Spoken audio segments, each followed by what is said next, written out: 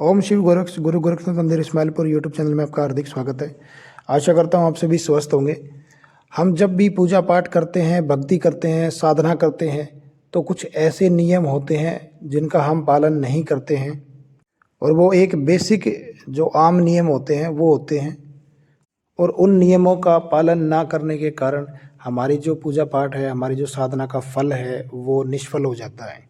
हम जब भी कोई पूजा साधना करते हैं तो हमें निश्चित ही कोई फल की प्राप्ति की हमारी मनोकामना होती है, और जो ये नियम जो हैं, अगर इन नियमों का पालन नहीं कर पाते हैं तो आपको उस फल की प्राप्ति नहीं होती है, और कहीं ना कहीं आपका विश्वास भी डगमगाने लगता है भक्ति की तरफ से। अगर आप नियमों का पालन कर लेते हैं तो आपकी जो इच्छाएं हैं, आपकी जो मनोकामनाएं हैं वो बहुत ही जल्द पूर्ण होती दिखाई देती हैं। की हुई साधना का, की हुई पूजा पाठ का फल आपको निश्चित ही मिलता है। देखो भैया, आपको सभी को पता है कि कोई भी पूजा पाठ है या कोई भी साधना है, कोई भी अन्य कार्य है, वो एक विधि विधान से, एक नियम से किया जाता है, तभी वो संपूर्ण होता है, और उसका जो फल है तभी वो एक अच्छा फल माना जाता है, तब उस कार्य को विधि विधान से किया जाए। तो आज की इस वीडियो में मैं आपको बताने जा रहा हूँ कि जब भी आप पूजा पाठ करते हैं, साधना करते हैं, तो आपको किन किन नियमों का पालन करना चाहिए ताकि आपको आपका जो मनचाहा फल है वो आपको मिल सके, आपकी पूजा पाठ स्वीकार हो सके, आपका जो मंत्र है, जिस मंत्र का आप जाप करेंगे वो आपका सिद्ध हो सके। तो वीडियो में आगे बढ़ने से पहले बता दूं, अगर जो लोग हमारे इस चैनल पर नए हैं वो इस चैनल को सब्सक्राइब कर दे, बेल आइकन को दबा दे, ताकि आने वाली वीडियो सबसे पहले मिले। जो बातें, जो नियम मैं आपको बताने जा रहा हूँ, अगर आप इनका ध्यान नहीं रखते हैं तो आपके साथ उल्टा भी हो जाता है, आपके नुकसान भी हो सकते हैं, और जो साथ में आप पूजा पाठ कर रहे हैं, जो मेहनत कर रहे हैं अपनी, उसका तो फल मिलना ही नहीं है। तो क्या क्या वो नियम है, क्या क्या वो कारण है, तो एक बार मैं आपको बता देता हूँ, ध्यान से सुने। वीडियो को आराम से अंत तक देखें ताकि एक एक चीज़ आपको बारीकी से समझ में आए। तो सबसे पहला जो नियम है, पहला जो कारण है वो यह है कि जब भी आप किसी पूजा पाठ करते हैं या किसी भी देवता का आप सिद्धि मंत्र करते हैं, साधना करते हैं, तो सबसे पहले माला का चयन होना बहुत ज़रूरी है। आपको माला जो है वो किस तरीके की आपको लेनी है जिससे आप जाप कर सकें। वैसे रुद्राक्ष की माला जो है वो सभी साधनाओं में, सभी मंत्रों के लिए, सभी देवी देवताओं के लिए सर्वोत्तम मानी गई है। इसके अलावा तुलसी की भी माला होती है, चंदन की माला होती है, और भी अन्य तरह तरह की मालाएं होती हैं जिनसे जाप किया जाता है। जैसे आपने मुस्लिम जो भगत है उनको देखा होगा कि उनको प्लास्टिक की माला से वो करते हैं, पीर पैगंबर के लिए प्लास्टिक की माला चलती है। तो मेरा कहने का मतलब बस यही है कि आपको जब भी कोई साधना करनी है आपको, तो माला का चयन आपको अवश्य करना है कि किस देवता की आप पूजा पाठ कर रहे हैं, किस देवता का आप साधना मंत्र कर रहे हैं, तो उसके लिए कौन सी माला आपको चयन करनी है जिससे कि आप जाप कर सकें। दूसरी बात, जब भी आप कोई भी मंत्र का जाप करेंगे तो आपको बराबर करना है। आप जब भी कोई पूजा पाठ करते हैं, संकल्प लेकर जब भी आप करते हैं, तो आप उसमें संकल्प के माध्यम से आप पहले ही दिन आप उसमें बोल देते हैं कि आप 11 दिन की साधना करेंगे या 21 दिन की साधना करेंगे या 41 दिन की साधना करेंगे। तो आप सुबह शाम जितने भी मंत्र आपको करने हैं, जितनी मालाएं आपको करनी है, वो आप पहले दिन ही संकल्प में बोल दिया जाता है, और उसके बाद उनमें कोई बदलाव नहीं किया जा सकता। जैसे आपने पहले दिन आपने एक माला की है तो दूसरे दिन भी आपको एक ही माला करनी है, या आपने पहले दिन अगर 5-5 सुबह शाम की है तो आपको दूसरे दिन भी 5-5 सुबह शाम आपको करनी होगी। और हाँ, ध्यान रहे, आप इसमें माला जो है वो बढ़ा सकते हैं, घटा नहीं सकते हैं।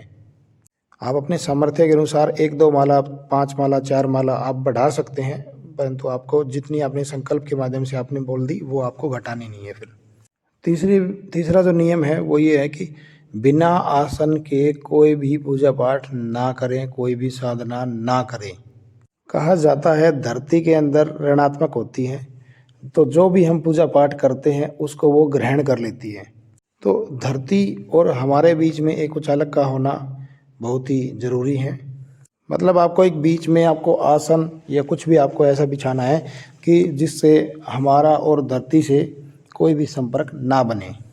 तो इसलिए कोई आसन लेकर ही आप पूजा पाठ करें, और एक ही आसन हो, जब भी आप जो भी आप पूजा साधना करेंगे उसमें शुरू से लेकर आखिर तक वही आपका एक ही आसन हो और उस आपके आसन को कोई और व्यक्ति इस्तेमाल ना करे। क्योंकि जब आप पूजा पाठ करते हैं तो उसके अंदर आपके मंत्रों की, आपकी पॉजिटिव शक्तियों की ऊर्जा समाहित होने लगती है, तो आपके अलावा कोई भी अन्य व्यक्ति उस आसन पर विराजमान न हो। सबसे उत्तम जो जप माना गया है वैसे वो मानसिक जप माना गया है, परंतु मानसिक जप के लिए बहुत ही एकाग्रता की ज़रूरत होती है। आपके मन के लिए, आपके मस्तिष्क के लिए एक एकाग्रता होनी बहुत ज़रूरी है, एक शांत माहौल होना बहुत ज़रूरी है। क्योंकि मानसिक जप हर कोई व्यक्ति नहीं कर पाता।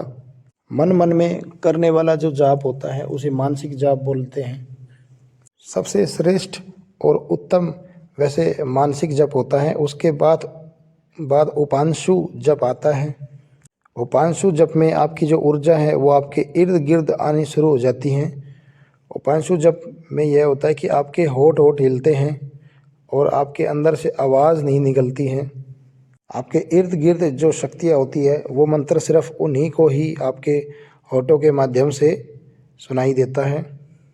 तो ये दोनों जो जप हैं, मानसिक और उपांशु जप, ये दोनों सर्वश्रेष्ठ और उत्तम जप बताए गए हैं। आप जब भी कोई साधना करें तो इसी तरीके से करें, या तो आपका मानसिक जप हो या फिर आपका उपांशु जप हो। पांचवा जो नियम है कि जब भी आप किसी भी मंत्र का जाप करते हैं अपनी साधना के दौरान, तो आपका जो ध्यान है, आपका जो दिलो दिमाग है वो आपकी माला के मनके के ऊपर होना चाहिए, ना कि आपके दिमाग में इधर उधर के कोई भी ख्याल या सोच आपकी नहीं होनी चाहिए। और एक बात आपको बता दूं कि आपने जो जप करना प्रारंभ किया है उस जप को आप संपूर्ण दिन तक करें। और कई बार लोगों को देखा गया है कि अगर उन्होंने 11 दिन की साधना उठाई है या 21 दिन की साधना उठाई है तो वो 5 दिन 10 दिन करते हैं, उसके बाद छोड़ देते हैं, तो उसका नेगेटिव प्रभाव पड़ता है। आप कोई भी जप उठाएं तो उसको संपूर्ण तरीके से विराम दें, बीच में उसको ना छोड़ें। आपको उस जप तप का फल तभी मिलेगा जब आप उस जप को पूर्ण करेंगे। मैंने आपको जो बताया कि ध्यान आपका मन के पर होना चाहिए, माला का जो मन का होता है उन पर आपका ध्यान होना चाहिए। आपको किसी भी तरह के दिमाग में ख्यालात नहीं लेके आने हैं। किसी भी स्त्री का या किसी भी लड़की का जो ख्याल है वो आपके दिमाग में नहीं आना चाहिए, अन्यथा आपकी जो साधना है वो खंडित हो सकती है। आपको अपना ध्यान जो है वो एकाग्र करके रखना है। छठा जो नियम है वो यह है कि आपको जब भी कोई पूजा पाठ साधना करें, मंत्रों का जाप करें, तो सुबह या शाम दोनों में से आप किसी भी समय, अगर आप सुबह कर रहे हैं, जल्दी ब्रह्म मुहूर्त में कर रहे हैं, तो आप थोड़ा सा जल पीकर आप उस साधना को शुरू करें। और अगर आप रात में कोई पूजा पाठ कर रहे हैं तो आप खाना खाकर ही करें। क्योंकि जब तक आप अगर कुछ खाएंगे नहीं तो आपका जो ध्यान है वो आपके पेट पर जाएगा, भूख लगेगी, आपका जो ध्यान है वो अपने केंद्र से हट जाएगा। तो खाली पेट भजन नहीं करना है, आपको कुछ ना कुछ खाकर ही भजन करना है।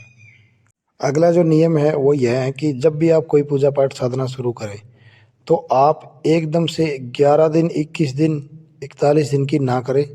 आप शुरुआती जो दौर है आपका उसमें आप पहले 7 दिन की करें, फिर आप 11 दिन की करें, फिर आप 21 दिन की करें, फिर 31 दिन की करें और फिर 41 दिन की करें। ऐसे धीरे धीरे आपको स्टेप वाइज आपको जो पूजा साधना के जो दिन हैं वो आपको संकल्प के माध्यम से आपको रखने हैं। एक बार में आपको 21-41 दिन नहीं करनी है, यानी कि आपको धीरे धीरे पहले हैबिट बनानी है बस। अगला जो नियम है वो यह है कि आपको एक समय पे एक ही देवता की साधना करनी है, किसी और देवता की साधना नहीं करनी है।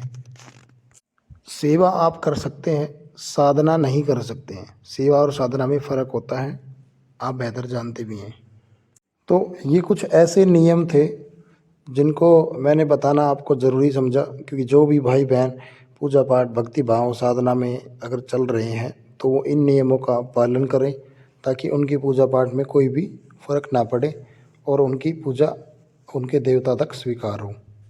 तो आज की इस वीडियो में इतना ही। अगर वीडियो अच्छी लगी है तो और भी लोगों तक शेयर करें। ताकि और भी लोगों तक यह जानकारी मिल सके और आपको उसका पुण्य प्राप्त हो। हम मिलते हैं एक नई